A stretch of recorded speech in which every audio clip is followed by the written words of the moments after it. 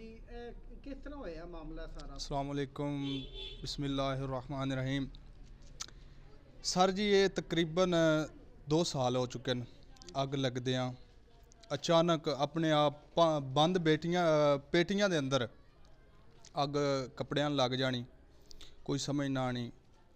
ते बड़े बड़े आलम, बड़े बड़े पीर, बड़े बड़े फकीर आए न, ठीक है, बहरहाल कंट्रोल नहीं होया किसी को। गरीब बंदा वे सफदर, ठीक है, ਇਹਦੇ घर वाली ਜਿਹੜੀ है किसी के घर काम करके अपने बच्चियां का जहेज़ बनाया। जहेज़ भी सारा जल गया, नवा जहेज़ सी, सारा जल गया।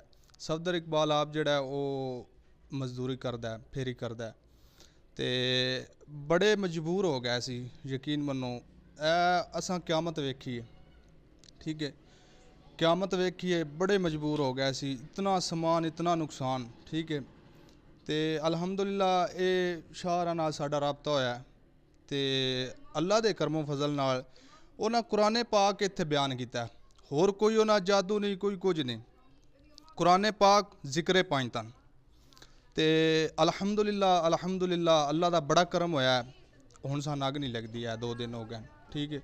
अगे सन तकरीबन घंटे बादो, 1.5 घंटे बादो सन अग लग जाती है, पता ही नहीं सी चलता। तो अलहमदुलिल्ला शाह अमल किया, कुरान हदीस का किया, कोई उन्हें जादू टूणा नहीं किया, कोई उन्हें होर गल नहीं की। साढ़े सामने उन्हें कुरान खोल के कुरान बयान किया। तो अलहमदुलिल्ला अल्लाह पाक सन शिफा दी है, ठीक है। लेकिन इन्हें पहला गरीब बंदा वे हर पीर ने, हर फकीर ने, हर मलंग ने इन्हें 5-10 हज़ार रुपया दिता है। मैं यकीन मनो इस दुनिया के पहले सैयद शाह वेखन, पीर वेखन जिन्हें 1 रुपया नहीं लिया। यकीन मान जो उन्हें खुद सन आप पलिओ दिते हैं, ठीक है। उन्हें बड़ी मुहब्बत की साढ़े नाल। इस दुनिया ते यकीन मनो मैं पहले इंसान वेखे।